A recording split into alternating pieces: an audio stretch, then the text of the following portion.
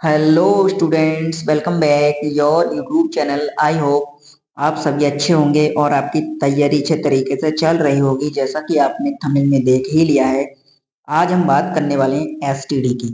और यदि आपने इस लेसन की बाकी वीडियो नहीं देखी तो आप प्लेलिस्ट में जाकर विजिट कर सकते हैं, वहां से आपको सभी वीडियो मिल जाएंगे। इससे पहले 2 लेसन हमने कंप्लीट कर रखे हैं। नोट्स को यदि आप पीडीएफ फॉर्म में प्राप्त करना चाहते हैं तो इसके लिए आप हमें टेलीग्राम पर विजिट कर सकते हैं। टेलीग्राम का लिंक डिस्क्रिप्शन में दे रखा है। तो देखते हैं आज की वीडियो में हम बात कर लेते हैं एसटीडी की। एसटीडी का फुल फॉर्म होता है सेक्सुअल ट्रांसमिटेड डिजीज, यानी कि ऐसी बीमारी, ऐसे रोग जो सेक्सुअल कांटेक्ट के द्वारा, लैंगिक संपर्क के द्वारा एक व्यक्ति से दूसरे व्यक्ति में फैलते हैं, उनको एसटीडी कहते हैं।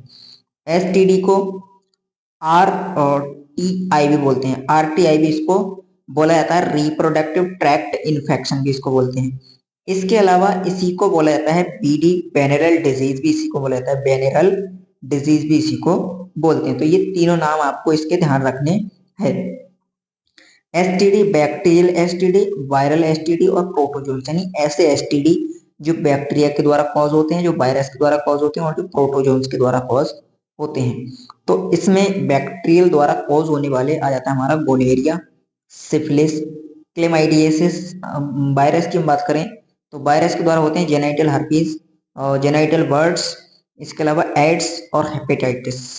एड्स की हम बात करें, एड्स जो है एक प्रकार का, मतलब सेक्सुअल कांटेक्ट के साथ साथ ये by blood transfusion, needle surgical instrument के द्वारा भी ये क्या होता है, फैलता है। इसके अलावा मदर टू फीटस में भी ये जा सकता है। अगला प्रोटोजोन्स के द्वारा होता है ट्राइकोमोनियसिस। ये सब हमें नहीं पढ़ने हैं, उसमें से कुछ एक दो पढ़ने हैं। अब यहाँ देख सकते हैं genital herpes, hepatitis B, HIV या फिर एड्स इनक्यूरेबल। इनक्यूरेबल का होता है जिनका इलाज मतलब संभव नहीं है, जिनको ठीक नहीं किया सकता। तो इनमें क्या है, बचाव या फिर सुरक्षा। बचाव ही क्या है, इनसे सुरक्षा है। तो इसमें अगर हम देखें तो सिम्टम्स की अगर हम बात करें, एसटीडी के सिम्टम्स क्या क्या हो सकते हैं।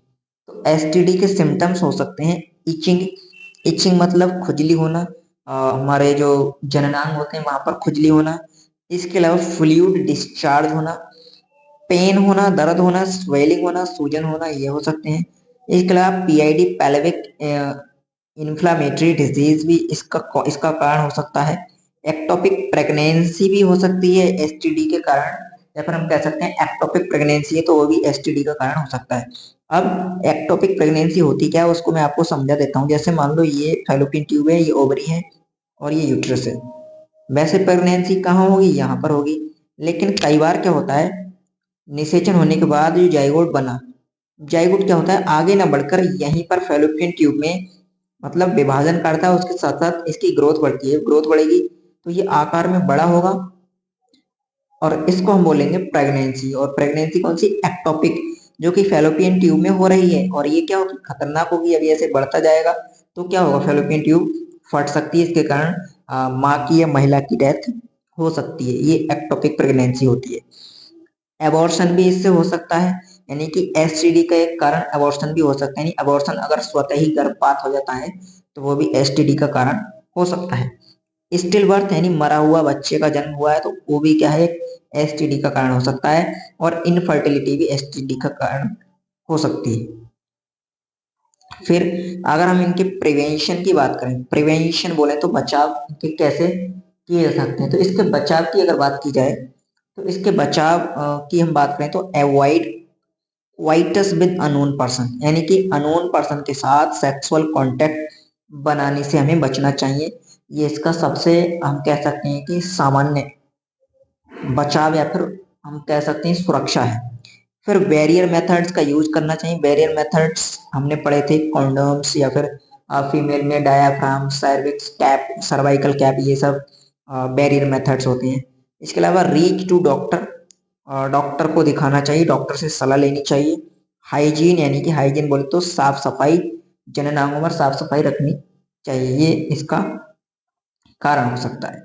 इसके बाद हम देखें अगला, इनफर्टिलिटी या स्टेरिलिटी की हम बात करें तो inability to conceive ever after 2 years of unprotected sexual contact, यानी कि बिना किसी प्रोटेक्शन के सेक्सुअल कांटेक्ट करने पर भी 2 साल तक यदि कोई महिला किसी भी मतलब कोई प्रेगनेंसी कंसीव नहीं करती है तो, या फिर कोई मेल है ऐसा नहीं कर पाते हैं वो मिलकर, तो उसको हम बोलेंगे वो इनफर्टिलिटी है, फिर स्टेरिलिटी की कंडीशन है।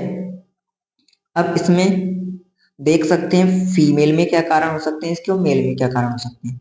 फीमेल में इसके कारण ये इसका एक ड्रग कारण हो सकता है, बहुत ज़्यादा कोई मेडिसिन पहले चली हो जिसके कारण उसको इनफर्टिलिटी की समस्या का सामना करना पड़ा। इसके अलावा फिजिकल डिजीज, इम्यूनोलॉजिकल डिजीज और कॉन्गेंशियल डिजीज, कॉन्गेंशियल का होता है जन्मजात।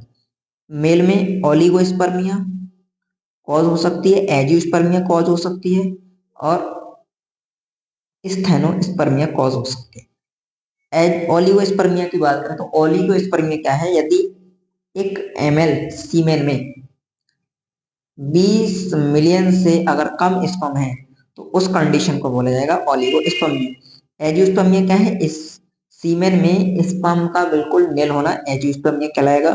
स्थेनोस्पर्मिया स्पर्म तो है बट उनकी शेप और साइज सही प्रकार से नहीं है, हम कह सकते हैं वो फंक्शनल स्पर्म नहीं है, वो कंडीशन कहलाएगी स्थेनोस्पर्मिया। तो ये आपको सब टर्म्स ध्यान रखने हैं। आज की वीडियो में इतना ही, मिलते हैं अगली वीडियो में। और अगली वीडियो हमारी होने वाली ART पर, असिस्टेड रिप्रोडक्टिव टेक्नोलॉजीज पर, और इसके बाद हम अगले लेसन की बात करेंगे। और यदि आपने पिछले लेसन नहीं देखे तो वो भी देख सकते हैं। और यदि आप नीट या किसी भी पैरामेडिकल एंट्रेंस एग्जाम या बायोलॉजी की तैयारी करना चाहते हैं तो आप हमारे साथ जुड़ सकते हैं। हम बायोलॉजी से related career options, course topics पर जानकारी लाते रहते हैं। आज की वीडियो में इतना ही, मिलते हैं अगली वीडियो में। तब तक के लिए धन्यवाद। जय हिंद।